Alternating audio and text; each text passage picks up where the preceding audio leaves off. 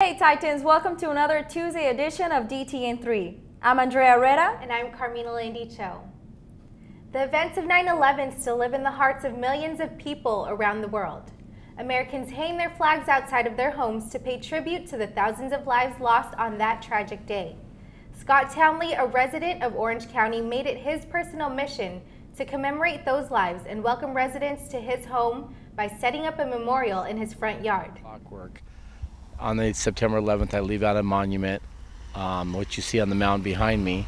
And last year when I was taking it down on the 9-year, I decided I needed to do more. So I started with the 343 firefighters because I am a fireman, so I connected with them. So I started with them. Once I got about 80 or 100 crosses built, I told myself, I said, you know what, I got to do more. So I memorialized all the police officers, the Port Authority officers. Then I had a large cross in the middle that has all 2,900 and some odd names of all the civilians that died, whether it be the World Trade Center, the Pentagon, or all the flights that went down that day. And he doesn't plan on stopping there. On the corner of Fern and Woods Avenue, Townley tells us of his plans for next year's memorial. You will see the same thing, but bigger.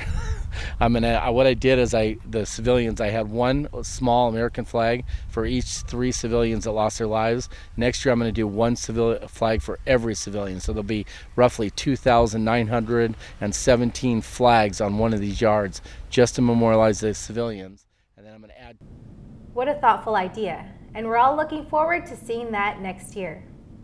And on campus, in memory of those who perished, university flags will fly at half-mast from now through Friday, September 16. During that period, the University Korean will be sounded each day at 8:46 a.m., the moment the first hijackers crashed American Airlines Flight 11 into the North Tower of the World Trade Center in New York.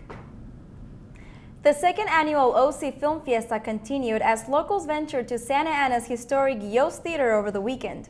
With National Hispanic Heritage Month beginning on September 15th, the fiesta will offer free screenings of various films and documentaries until this Sunday. So make sure to beat the heat and watch some of these films. Visit ocfilmfiesta.org for a complete listing of the showtimes. More than 50 years ago, there was one musical that changed theater forever. Tonight, West Side Story will grace the stage of the Segertron Center of the Arts in Costa Mesa.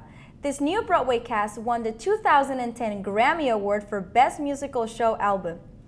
And The New Yorker quotes it to be so exciting it makes you ache with pleasure. Unfortunately, tickets for tonight's show are sold out, but visit scfta.org to reserve your seat for this weekend's performances. As for campus events this afternoon, the Women's Center kicks off its weekly movie series titled Real Women, Real Men, Real World, with a screening of the Oscar award-winning film, The King's Speech. Free popcorn, drinks, and candy will be available to all who attend. The movie begins at 5 p.m. in University Hall, room 205. If you like the sounds of The Rapture, Cut Copy, or The Faint, then join fellow Titans tomorrow at noon to watch Twin Falcons perform in the Becker Amphitheater. This free show is part of ASI's fall concert series, showcasing bands of various genres every Wednesday. And also at noon, if music isn't your remedy, head over to the Campus Quad as ICA is hosting a multicultural taste event.